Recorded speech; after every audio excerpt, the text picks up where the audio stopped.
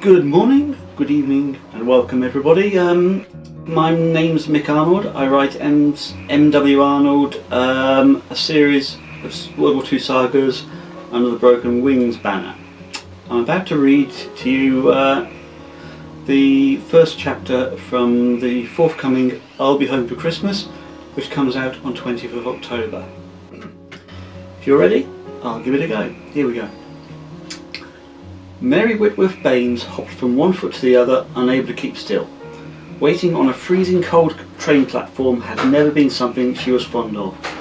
She imagined it could be considered at a push romantic, though only if it was at either a big city station or one which had one of those charming cottage-style canteens. Perhaps there was a good movie to be had there.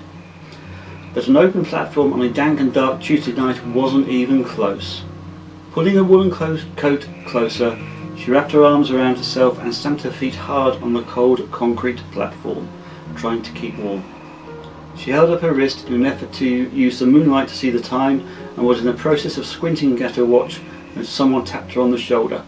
"What the hell?" she shouted, nearly jumping out of her skin and turning to find standing behind her the owner of the local newspaper, the Hamburg Gazette, Ruth Stone. It appeared Mary's reaction to her innocent greeting was enough to freeze Ruth's entire body in place as her mouth was hanging open and she hadn't lowered her arm. Ruth?" The blast of a train whistle startled them both. "Oh Christ," Ruth began. "I'm so sorry, Mary. I didn't mean to scare you." Mary linked her arm through one of Ruth's. "Apart from losing a life or two if I were a cat," she told the older woman, "I think I'll forgive you." Ruth stood on tiptoes as a burst of steam could be seen from just beyond where the rail curved before straightening to come into the platform. "Is that his train?" A gust of cold air off the Solent blew in and tried its best to blow them off their feet. Digging her free hand deeper into her pocket, Mary decided against trying to check the time again. "I really hope so," she said for the umpteenth time, cursing her bad judgment and not wearing the gloves. "Otherwise I'll let him walk home on his own." Ruth took Mary's freezing hands between her own two woolen gloved ones and endeavoured to rub some warmth into them. "You and me both, and I've only just got here." Fortunately, the train that approached the station with sole two passengers did turn out to be the one they were waiting for. Only one door opened, and through the opening a single large duffel bag came flying, closely followed by a tall, sandy-haired man clutching a small brown suitcase, a hat in his other hand. "Lawrence!" shouted Mary, waving a hand. "Herbert!" Ruth shouted at the same time. The women looked at each other and burst out laughing. The expression of confusion on the man's face was priceless. Still with their arms linked, they trotted down the platform to meet him. "You're nothing if not persistent," he informed Ruth. "Guilty as charged, Detective Inspector," she declared, holding out her arms as if they should be handcuffed, a huge grin upon her face. "Auntie's first," Mary told him, shooing Ruth forward into the man's waiting arms. "How are you doing, Auntie?" Lawrence asked Ruth as they wrapped their arms around each other. "All the better for seeing you," she told him, before kissing her nephew on the cheek and letting him go. "Now, go and say hello to your girlfriend." "I shall say so too," Mary informed him before rushing into his arms. "Oh, so good," she murmured into his chest, crushing her cold face into his warm body. Placing a hand each side of her face, Lawrence lifted her face towards his and lowered his lips to hers. Surrendering to the tingles she was feeling from the tips of her toes to the tops of her ears, Mary decided the saying, "Absence makes a heart grow fonder," was quite true. When Ruth cleared her throat, she had to cough 3 times before the pair finally came up for air and parted. "As romantic as this is," she announced, "I suggest we get off home before we all freeze solid to this godforsaken platform. Agreed?" By way of an answer, Lawrence, albeit reluctantly, let go of his hold on his girlfriend and bent to pick up his duffel bag. Slinging it across his back and placing his hat on his head, he picked up his suitcase and held a hand towards Mary. "Shall we?" "Don't worry about your poor auntie. I'll trail behind the pair of you all on my own." Both turned to face her, mouths open to make their excuses, only to be met by the sight of her holding her sides in silent laughter. "You should see your faces. They're a picture." "Someone's in a good mood," Lawrence stated with an expression of confusion upon his face. "Ignore her," Mary urged, pulling him back towards the exit to the station. "She's been like this for a while." Handing their tickets to the elderly gentleman on duty at the exit, The three of them began the short walk into town and thence to the riverbank where Ruth lived at Riverview Cottage. Anything in particular brought this mood on? Lawrence asked. Not until they were passing the Victory public house and he was wondering how long it would be until she replied did he get his answer. If you're not going to tell him, Mary said, I will. Ruth took another few minutes, during which Mary pondered whether she'd have to be the one to tell her boyfriend. She didn't want to, mainly as she wasn't 100% sure of her facts. Eventually, with an exaggerated sigh, Ruth leant against the wall surrounding the church. There's nothing much to tell.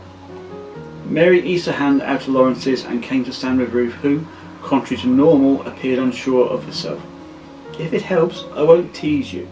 It's up to you, Ruth. Lawrence came and stood on her other side. I have no idea what's going on, Auntie, but you don't have to tell me. Whatever it is, it sounds personal, so it's entirely up to you. Before she could change her mind, Ruth began to talk. She's making a mountain out of a molehill. I'm finally able to hold a little get-together to thank the local home guard for putting my little cottage back together. And, Lawrence said, feeling very confused and scratching his head. Before Ruth had the chance to say anything, Mary filled in the gaps. It appeared she had been champing at the bit to say. What she's not telling you is that a certain Sergeant Matthew Green is coming. Taking his aunt in his free hand, Lawrence pulled her off the wall and the three of them started round towards the river. Come on, it's too cold to hang around. What's it matter if this chap's coming to the get-together anyway? Walking on his other side, Mary took his suitcase and transferred it to her other hand so she could take his with her free one. Only this, the scuttlebutt around the village says Ruth and Matthew have been seeing each other. Mary, Ruth said with carefully tended outrage. That's a bit much. We've only had a few drinks down the pub. They turned the corner where one way led towards R.F. Hamble, the other towards the river and their home. Well, I think it's wonderful. Do whatever you want, so long as it makes you happy, Auntie. Ruth leant her head upon her nephew's shoulder. As they walked, after a couple of minutes, they came upon their friend Betty's place, the old lock-keeper's cottage. Good boy, you can stay after all. Lawrence chuckled, very glad to hear it.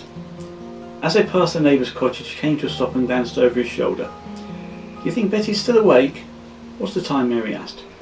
Lawrence brought his watch up and Mary was a little envious of the luminous dial it had, making it much easier to read in the dark. A little past 10:30. I doubt it, Ruth decided. Whatever it is, we'll have to wait until tomorrow. Why do you need to see her? Mary asked as they came around the final corner before Ruth's place. Lawrence opened the gate, immediately setting off Bobby, Ruth's black and white cocker spaniel. I've something to tell her. I found something out about the brass key she found in her sister's effects.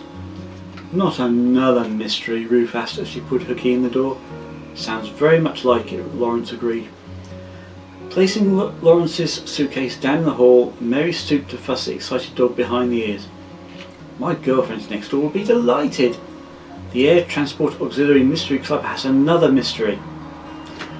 And that, everyone, is the end of the first chapter. I would like to give a big shout out and thank you to Dharma Winter of Wintertime Productions 2019 for producing this video. Undoubtedly there'll be a blooper reel because you don't want to know how many times I've made a cock up on this one recording. So keep an eye out for that one as well. This will be up on Facebook, links on Twitter and YouTube shortly.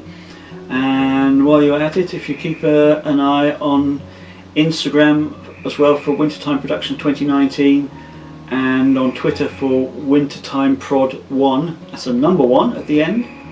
That's my producer's handles on there. She's excellent, always open for new business, I believe. So again, my thank you, Dharma, and I'll see you all shortly with I'll Be Home for Christmas, and that's out again on the 20th of October. Thank you.